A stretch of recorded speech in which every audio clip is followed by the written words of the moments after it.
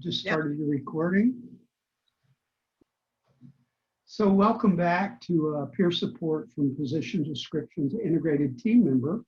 And we're interviewing Andrea Crook and Dawniell Zavala again, as we've done for the last 3 sessions. And today I want to talk about making an actual plan so that you can put everything in place that you need to do in order to introduce peer support into an existing organization in a way that is as seamless as possible and where you get buy-in from both the existing staff and the new staff so that everybody integrates and works together very well.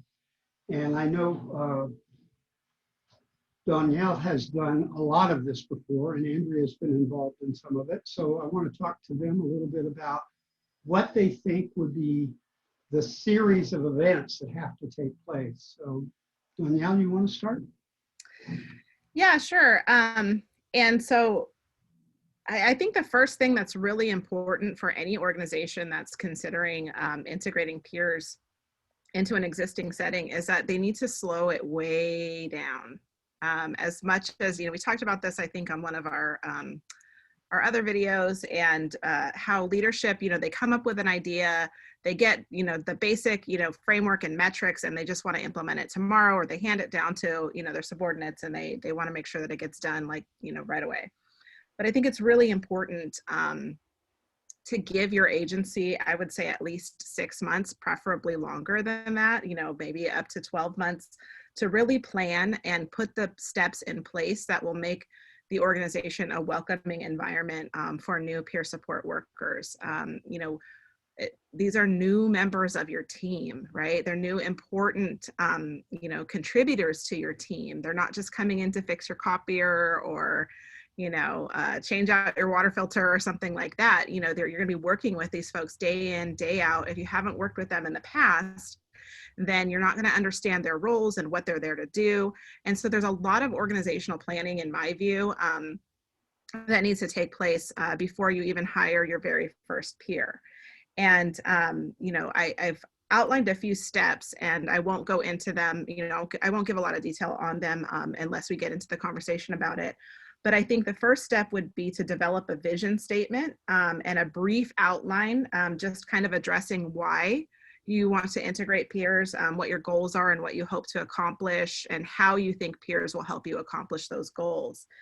The second step, I think, would be to identify internal leaders or champions, like project managers within your organization, that are going to actually roll out your eventual work plan.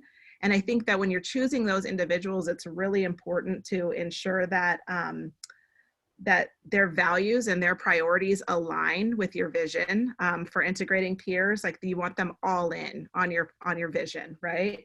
And they also need to have the authority to make changes where appropriate. If they see something that needs to be updated, if they see that people need certain trainings or something like that, they need the authority to be able to make those things happen. I think the third step would be to conduct an organizational readiness assessment. And in that, you're really looking at your whole entire organization and all of the different positions and functions that will be touched by bringing peers into your programs. So who is going to be impacted by this? It could be, obviously the folks that they're going to be working with directly, but also human resources and risk management. It could be clerical and administrative staff as well. If you have quality improvement, a team within your organization that's developing standards and metrics, you'd want to include them.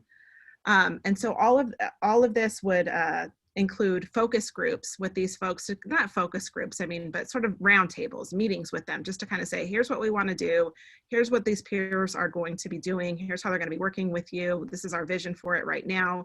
What feedback do you have? And you want to make sure that that environment is welcoming and safe for them to give honest feedback, right? Because it's better to get the elephant, recognize the elephant in the room before, jumping in and having to deal with those problems later when they kind of touch more people or they mess up your plan, right? You want to develop your plan to incorporate those challenges and barriers, and so then you have to identify them first.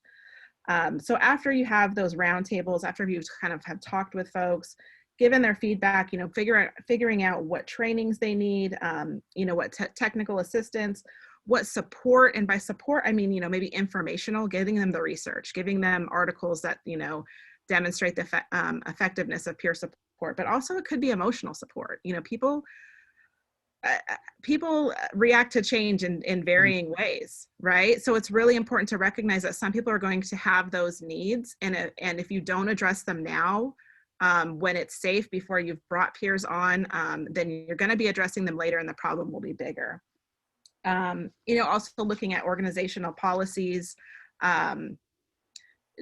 organizational cultural issues that may need to be looked at and revised prior to bringing peers on board. So that was the third step, which was, doing a readiness assessment. So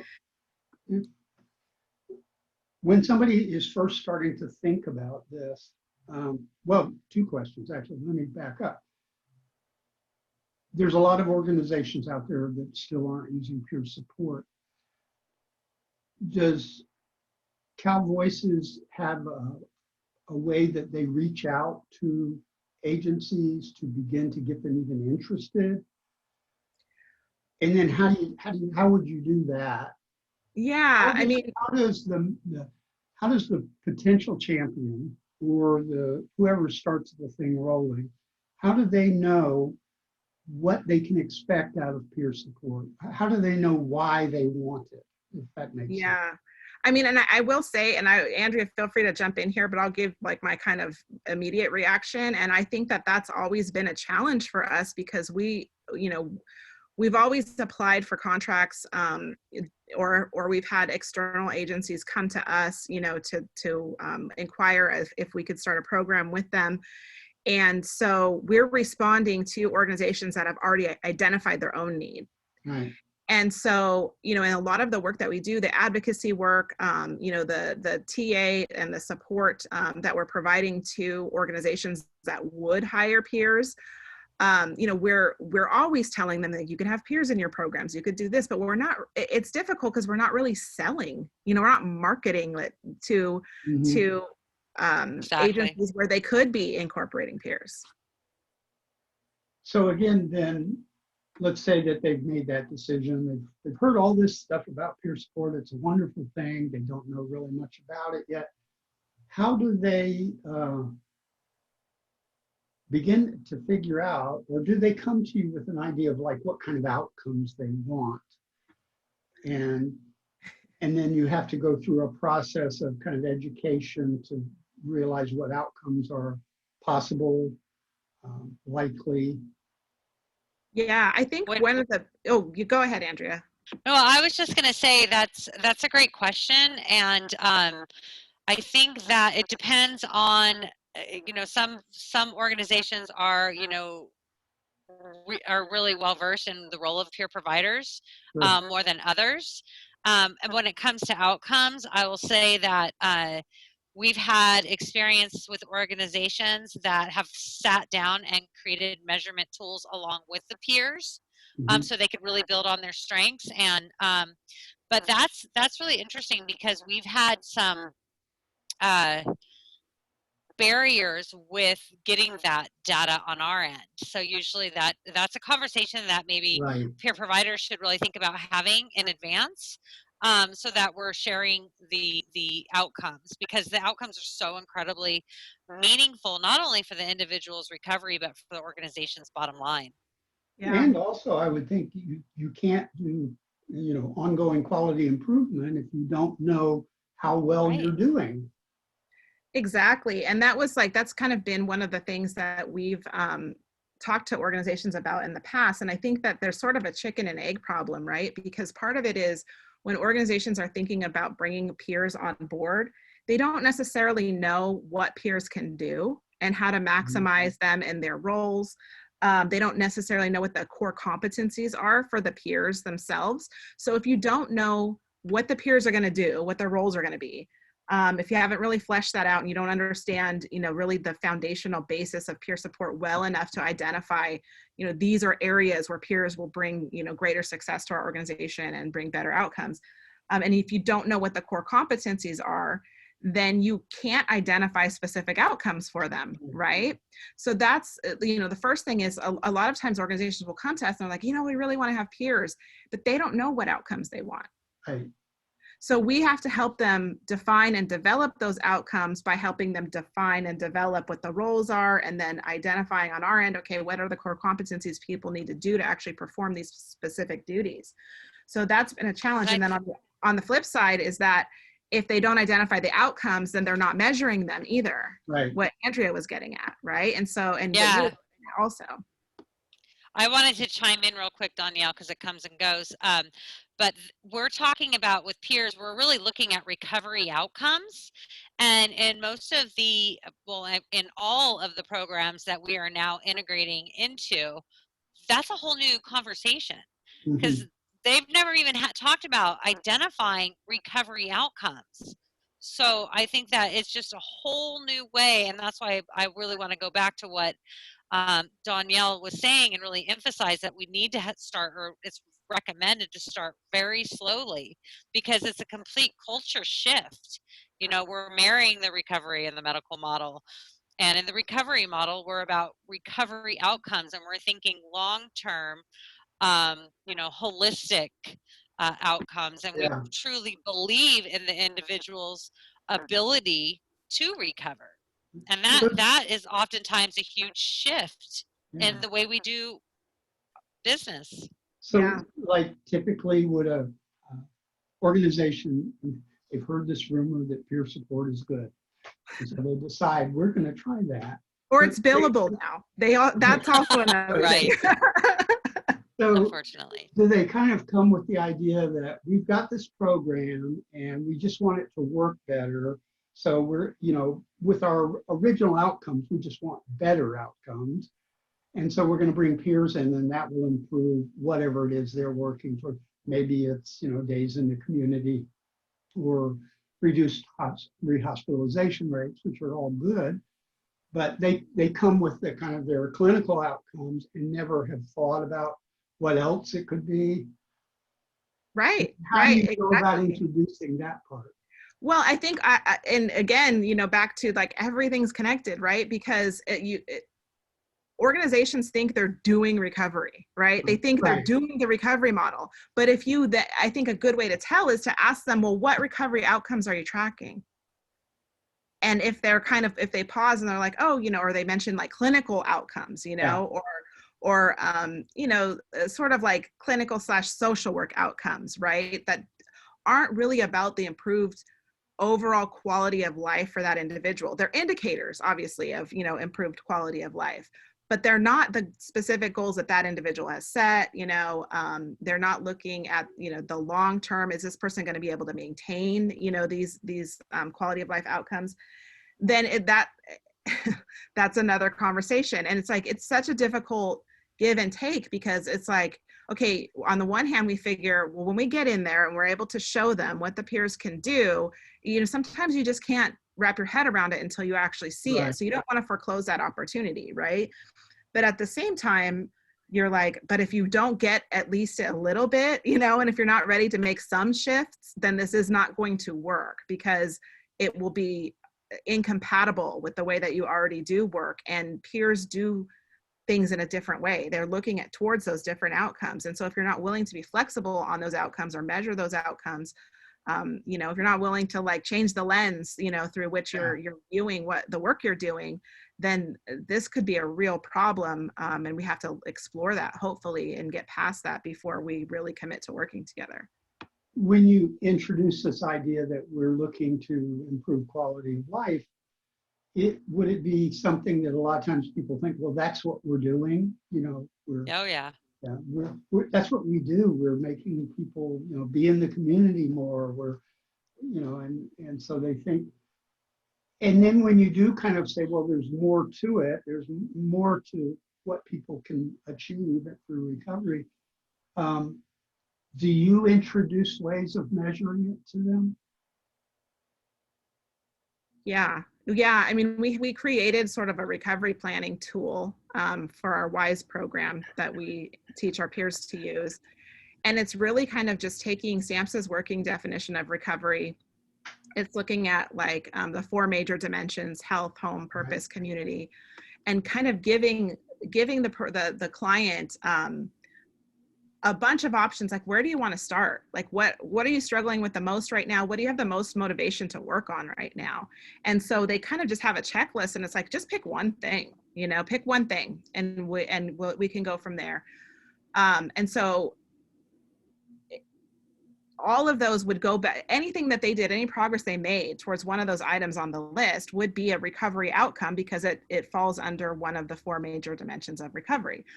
So we can show them that, and none of it has to do necessarily with like taking your medication every day and like, going to your therapy sessions, or, all of it is like driven by the individual, so that they personally feel that their quality of life is improving.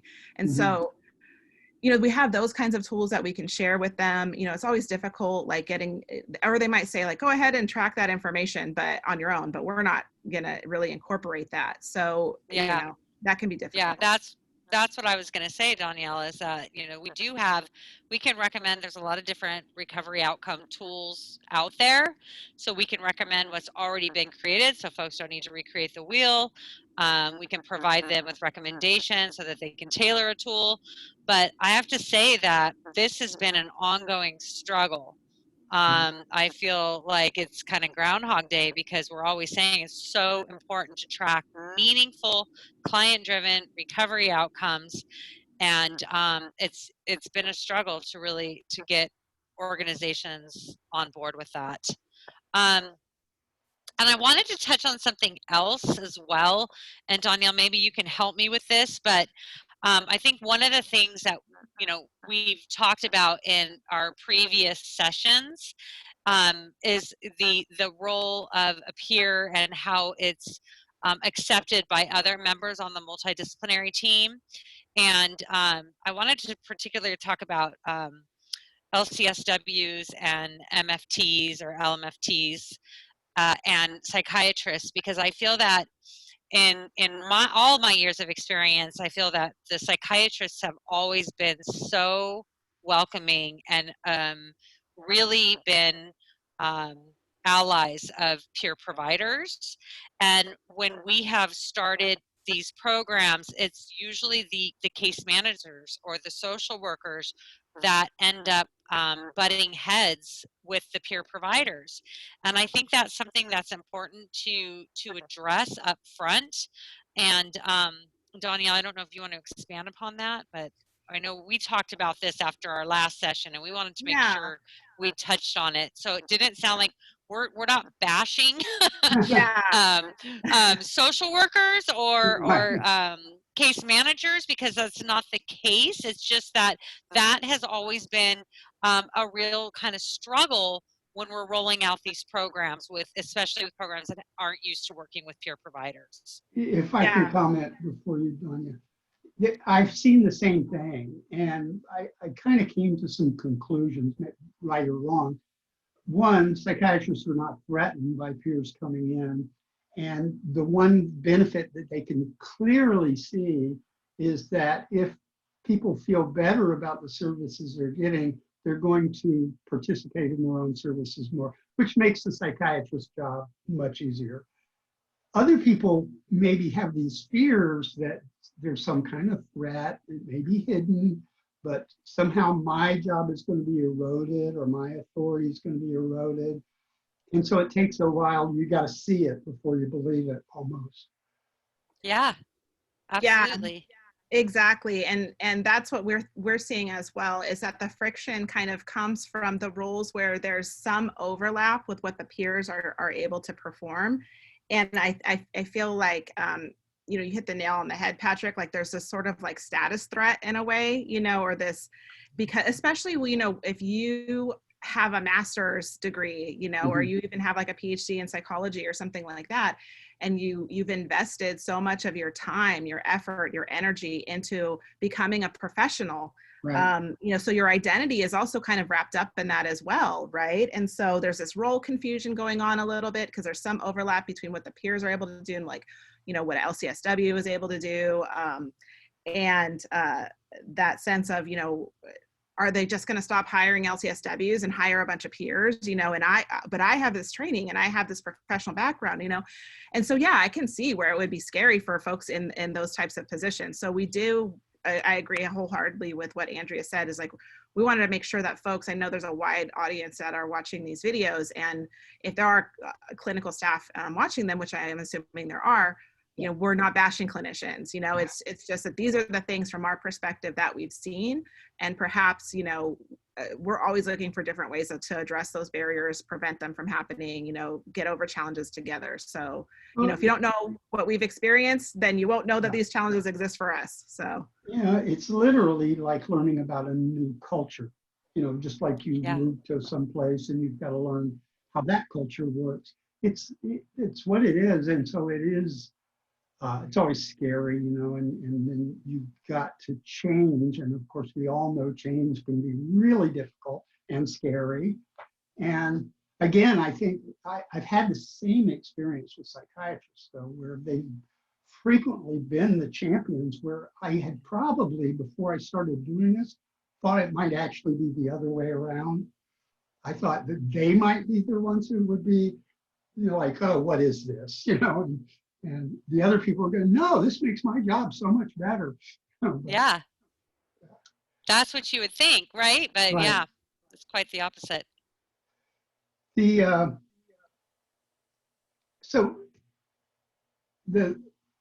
When you start talking about looking at quality of life indicators, is it difficult to have people to understand that quality of life is how the person rates their own quality of life? It's not that we can say, oh, well, you went out 4 times last week and you did this and this and this, so we say your quality of life is better, but that it's actually as determined by the individual. Is that a foreign thought when you're starting to talk about? Yeah, it really is. I think that that's another struggle, not only capturing meaningful recovery outcomes, but ensuring that they are defined by the individual with you know, that's on their recovery journey, has been an absolute it's been a challenge. Mm-hmm. I mean, one thing fortunate right now that's been coming on for the last few years is we have research now.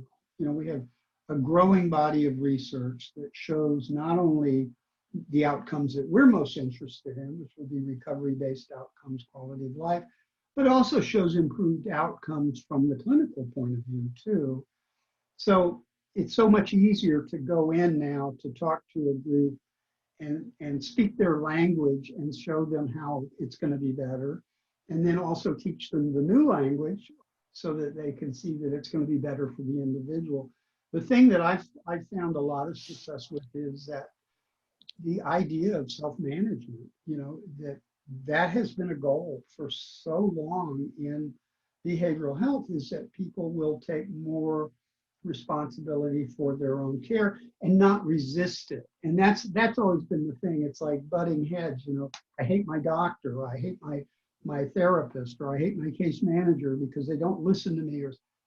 And now we can actually see that if a person feels like what they're getting fits what they want and need, then they're going to be a part of it, and then everybody comes out happier, I think.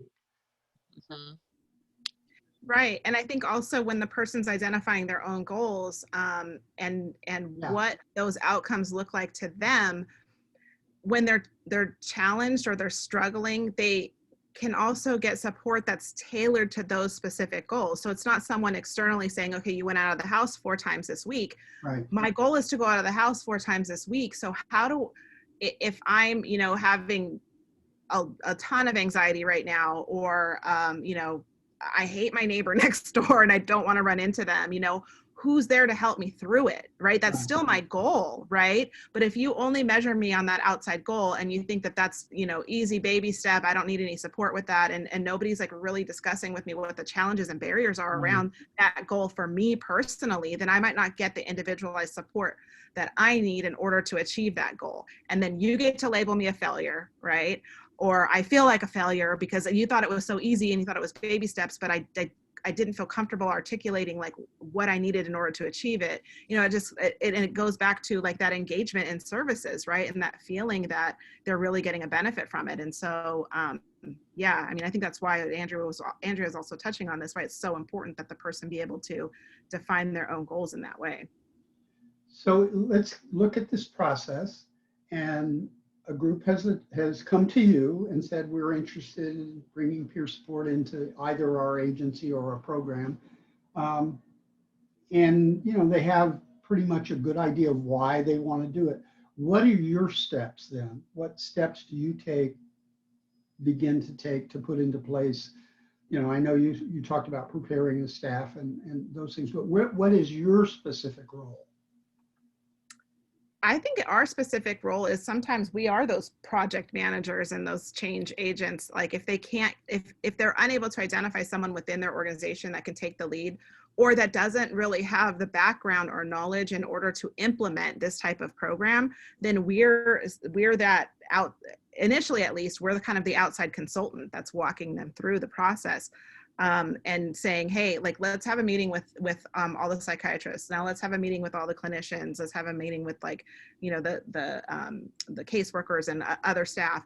Let's just make sure that everyone's cool. Like, let's set aside an hour and like also invite them to come and talk to us afterward. Let's identify some issues, right? Let's help you create what the scope of work is going to be, because usually we're creating a contract together, right? So let's help you create what the scope of work is going to be, how we're going to identify those outcomes. So we're in a way creating the plan for them and walking them through the plan as we go. Right. So, and I do think that it's really difficult for an organization, you know, and I get this. If you haven't done it before, you don't know, what are you planning for? Like what, right. You need that outside consultation. So I think that, you know, that's obviously like one of the biggest first steps, even if you don't necessarily know if you're going to be contracting with that agency to provide the peer staff. If you want to hire them yourself, let's say, you still need that support because you don't know what you don't know. Do you do that sometimes, be consultants where they're going to actually hire the employees directly? Yeah. Yeah. And we've helped organizations also where they've already hired peers for years and they're just like, you know what? I feel like this isn't working, or this isn't working as well as it could. And I don't know what's going on here. Like, help us figure this out and, you know, give us some tools, give us some feedback on where things are kind of, where the wheels are falling off a little bit here. You know, there's this story, this myth around the country, I think it's a myth, that California has so much more of this stuff and that California is like really advanced in this. And, you know, I think it's individual organizations are really good at this. And then there's other people that are just like everybody else. And I know, you know, that the whole world is jealous of your tax, you know, your tax base. But I've worked with people all over the state and I've just seen the full variety, just like you do. And I also see so many provider agencies that still don't really understand what it's about. You know, there's no enlightenment, I think, for being in California. But no, and there's not, Patrick. And you think about it. I mean, we've been around 75 years and we've been doing this for a very long time.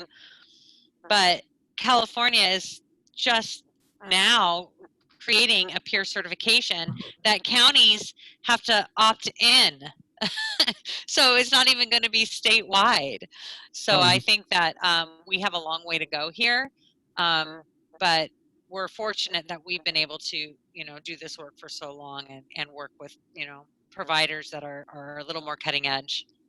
You know, I don't know that everybody knows it about California. You know, 47 states have certification. California employs probably more peer support workers than any other state. I think by far they do. You do, but without a state certification. And so it's been kind of either, in some places I've seen it's kind of county based, in other places it's provider based, and in some places it's just training based. Like I got trained by this group, so I'm a peer specialist, and I got in the same city, you know, where you've got people that. Right. Yeah. And it's a weird quirk of California because of the way that our tax base and our local governments are decentralized. Mm-hmm. And so it's just a really weird thing, because we were thinking about this for a long time. Obviously, like, we've been advocating, for a state certification for peer support for a long time. And finally, a couple of years ago, I stepped back and I was like, what is the problem here? I don't get it. What's the problem? And so I peeled back the layers, and we figured out that what it is just this weird way that mandated mental health services are provided in California is county-based. It's very decentralized. Mm-hmm. And the way that the tax-based distribution, the funding flows out from the state to the counties for the counties to handle those services themselves. And so, and we have 58 counties, and all 58 counties can have different behavioral health plans with the state. And so it's just the weird way that we have things set up, and how funding flows in the state, that there's not a real leader at the head of the state pushing for these kinds of things. Does that mean that we couldn't have had it sooner? Of course not. I think they could have had it. They could have found a way around that easily. But I think that it's been used as an excuse for a while, that the problem with the decentralization has been used as an excuse for a while not to implement a unified state certification program. I think you're dead on there. I think the decentralization is a big part of it, because most states, a lot of states anyway, they do have a centralized authority, and it's pretty prescribed. This is the way we provide behavioral health. Most states now, for their Medicaid services, and you guys have a slightly different system, are using managed care. And managed care has to contract directly with the state based on these guidelines that they've set up. And so you go into most states, everybody has to do things in a fairly similar way.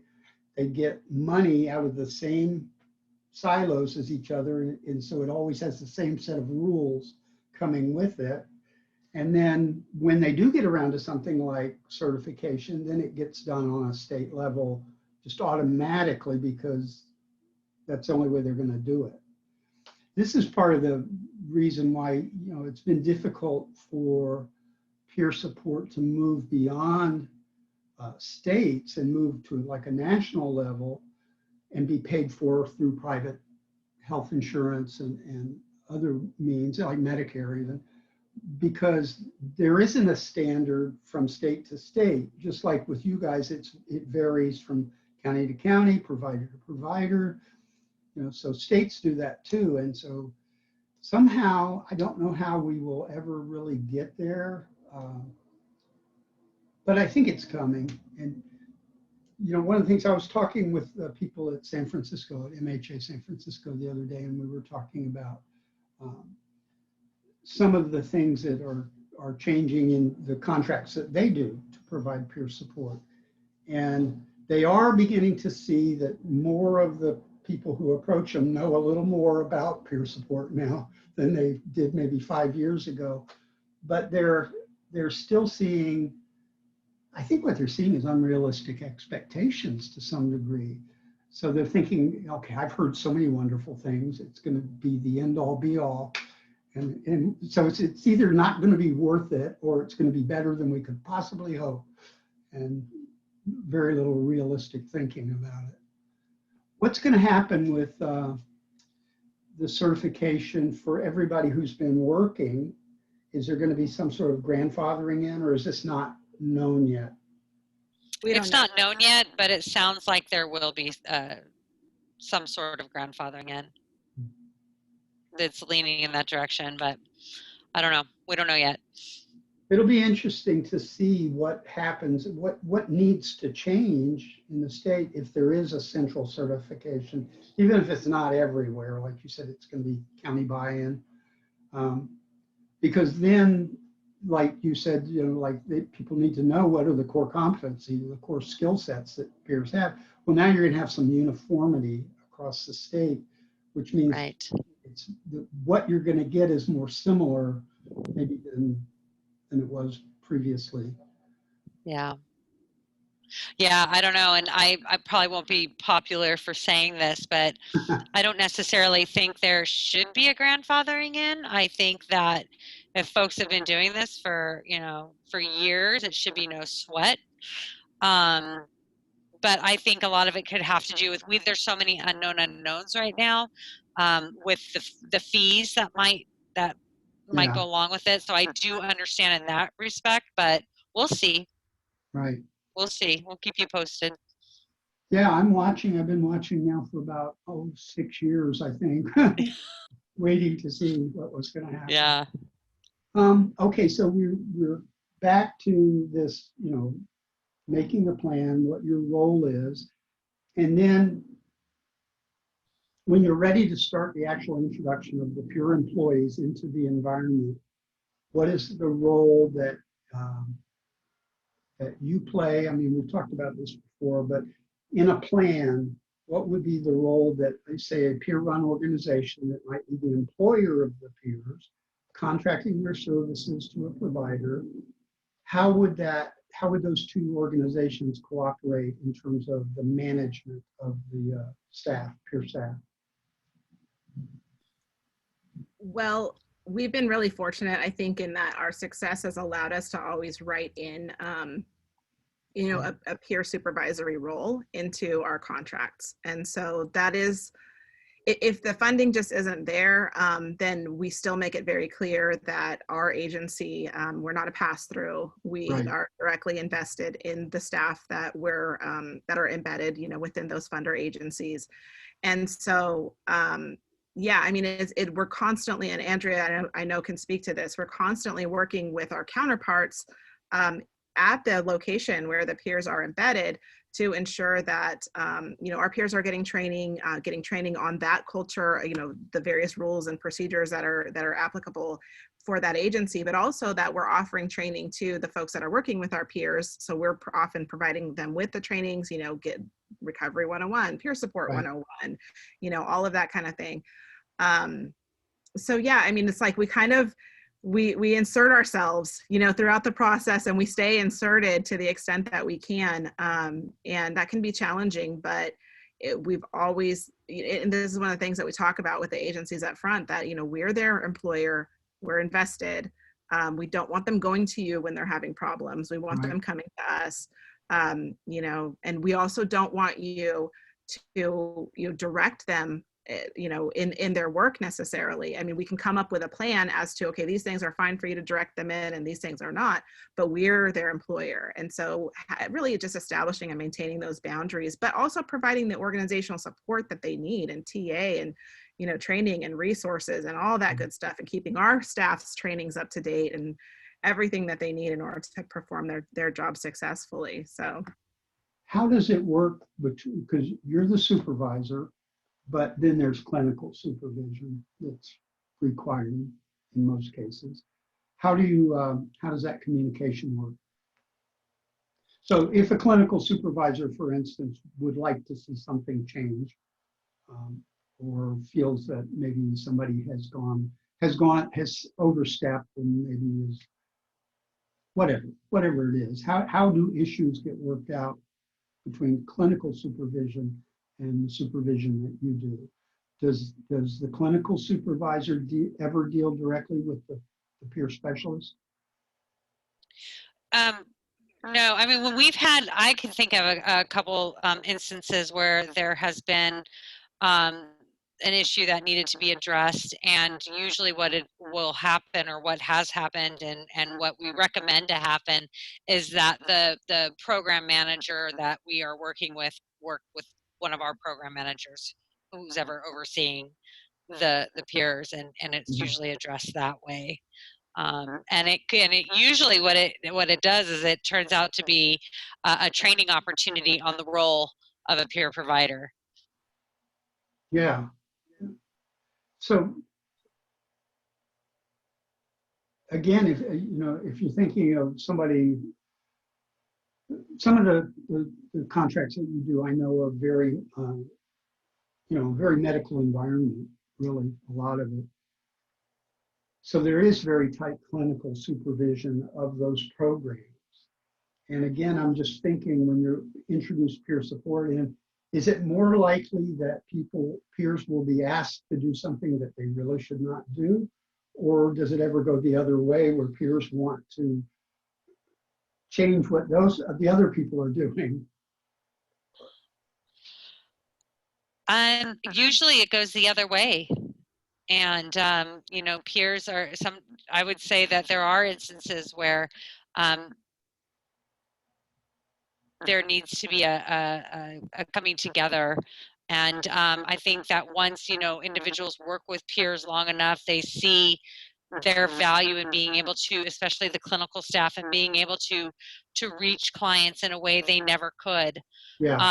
I remember with one of our programs, one of the it's an outpatient clinic, and one of the individuals that the peer was serving ended up on an inpatient unit, and the clinical staff was trying to support this individual, and they were on the inpatient unit for over 2 weeks, and there was certain information they needed they couldn't get, and so the peer went and visited the individual and had it within a 10-minute visit, had all the information that the clinical staff needed. And so I think when they're able to come together and understand each other's strengths and how they can each, you know, better support the folks we're serving, it's incredibly meaningful. But you know, there aren't that many. I'm trying to think. There's just been, you know, I'm thinking of a few instances, but for the most part, other than the issues we've already addressed, they've worked very well together, and they've been pretty respected by the multidisciplinary team. And I think a lot of that has to do with the fact that we've been doing this work for a really long time, and we kind of already can see the issues before they arise. Right. So it's about being proactive. But I do think that for organizations that are doing this for the first time, if they haven't already considered contracting through, or at least having an organization that is well established, that's done this work with meaningful outcomes for quite some time, to have them as an advisor through the process, to facilitate or contract with, to at least, you know, ensure they're getting off the ground on the right foot, is incredibly meaningful. You know, one of the issues we've got is that there are a lot of places still in the country where not only are there providers who've never utilized peer support in their services, but there's also no peer-run organization that's contracted out services, or even a you know, peer-friendly organization that has a good system of doing the same thing. So it's new to both sides. And yeah. I know one resource that I've seen that's really handy, and you guys may be familiar with it. It's from the city of Philadelphia. I think it's called Peer Support Handbook, I think, or manual, something. I think it's handbook, but it's one of the resources for this course. And they've done a really good job of laying out what you guys have been saying, you know, to the creation of the plan and then enacting the plan the way it was designed to be enacted seems to be the key. And, you know, if you want things to run smoothly, you should have thought of them ahead of time. So, you know, to a large degree. Yeah. Yeah, and the information is out there too, right? Yeah. So just because you didn't think about it doesn't mean that the information doesn't exist. And so I think that's really like a stumbling block, right? Because the organizations have to be willing to, and so it goes back to like, why are you doing this? You know, like, what is the point of all of this? Because there are good ways and not so great ways of doing this. And if you don't go out there and grasp that information and find the information that's actually, or resources or support that's going to help you through this, then it's kind of, you know, on you that you didn't follow a plan or create a plan. So let's reverse this for a second. Oh, go ahead. May I just I want to make sure that we get to this, because I don't want it to be an afterthought, because it's so incredibly important. We haven't talked about staffing patterns. Yeah. And I want to make sure that we convey the importance of hiring multiple peers and not just a lone peer to test out, see if it works out well, and then we'll hire more. And talk really about equitable pay and how important that is. And so I don't know. I just think that that's something that, and when I say more than one, not hiring two part-time and one work in the morning, one work in the afternoon, because it truly is, I mean, the evidence base speaks to this as well, the importance of hiring, you know, Yeah. multiple peers so that they are able to support each other, because it's incredibly meaningful and the outcomes are incredible. But if you're going to do it, you definitely want to start off methodically and ensure that you have enough individuals to be able to do this work so Right. that you can get those meaningful outcomes. Yeah, and it's important that there is a mechanism where the peers can support each other too. And I know Right.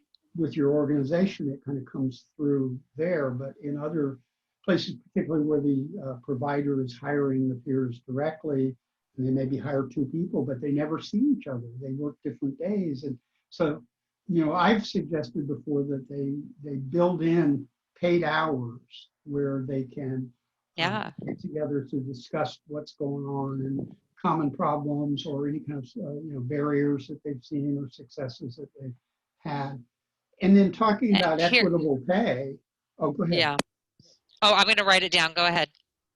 You know, talking about equitable pay, we talked a bit before about, you know, building career ladders for peers, and outside of an organization like Cal Voices, you know, where you've got many different opportunities, I think, compared to most places, different levels of positions that people can move into.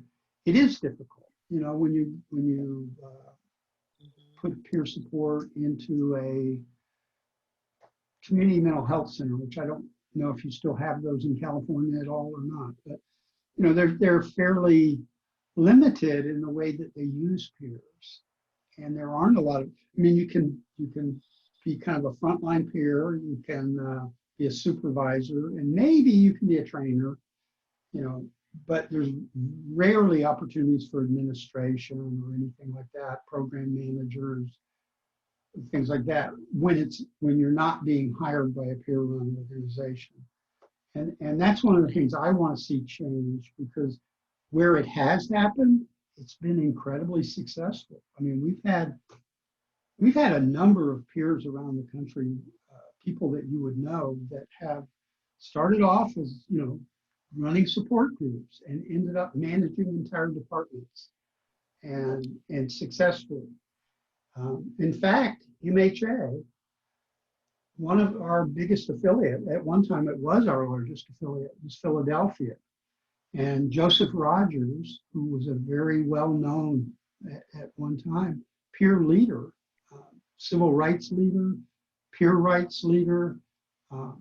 Joe ran as the executive director and the CEO, MHA of Southeastern Pennsylvania, for about 17 years, I believe, and built a huge organization with like 350 employees. And he started off running, you know, groups outside of the system, you know, where it's counter the system. So I hate it when things are so limited, the opportunities are so limited, and we just have to find new ways to knock down those barriers, I think. You had another point you wanted to make. No, that's so important that people hear that. And then I was just thinking about the role of peers and some of the barriers that we've experienced, especially when working with new providers that don't understand that, you know, they've embraced, okay, we have to have more than one peer, but then they don't understand peer support groups and that how that plays a role. And so they always and this has happened on multiple occasions where they want to ensure that it's a peer and a clinician doing these types of groups, and that they're not, and it's hard, I think, just that shift into a recovery model and into, you know, client driven services, peer run services. It's foreign to a lot of organizations still. So when you see that, if you still see it, you know, where there's a clinical, you know, running a group and you've got a clinician probably leading and the peer is supporting, how does that dynamic change over time? Do you see that it actually makes a positive difference to have the peer even there with the clinician? Or there are definite groups where I think it's meaningful for the peer and the clinician to come together yeah, as peers, as equals, to yeah, facilitate a group. And that has been very meaningful. And I've seen that be, incredibly successful. But I also think that it's important that they understand that there's a difference between some of those groups and a peer support group. There's just it's different dynamics. So if you're doing like a medication management group along with a peer, that's incredibly meaningful. But yeah, it's important to have that clinical staff there as well, right, because we never claim to be doctors or right, clinicians, right? And so right. you need that expertise, but it's also incredibly meaningful to have that individual with the lived experience that's probably taken all of those medications that you're discussing as well.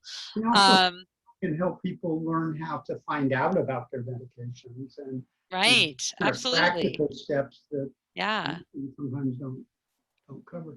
I want to yeah, end, but I want to end on something you just said, and that's come together as equals. yeah. And I think this is something that it maybe is becoming more common, but it's still not common.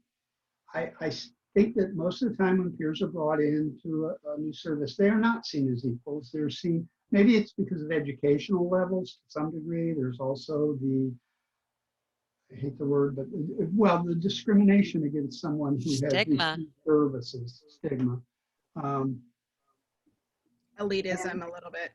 I think, Yeah, as we're being able to prove our value and and these organizations begin to see the kind of outcomes that really are beneficial to the people they serve, we're earning our equality, but it is still a fight in many places. I don't know if you guys run into that a whole lot, but I've seen a lot of places where it's been introduced where the first few weeks are really difficult because the peers feel like they're being talked down to, or that people are dumbing down things for them because they assume they don't understand. Um, one of the most common myths that I've run into is this idea among some clinical workers that peers won't understand confidentiality. And my thought is, if anybody's going to be concerned about confidentiality, it's somebody with a diagnosis, right? So, yeah, but I do want to see, I really like the idea that we are moving towards equality, that we're moving into more and more spaces than ever before. We're moving into spaces that people never even dreamed of 10, 15 years ago. There's almost no place where we don't fit in. right. And so I want to thank you both. This has been really wonderful. And, for those of you out there who are looking for consultants, here you go, Cal Voices. And again, thank you very much. And I'm sure the audience has really enjoyed this. I know the people I've heard from have. So both of you take care. Thank you so Thank much. It's you. been our Bye-bye. pleasure. Bye.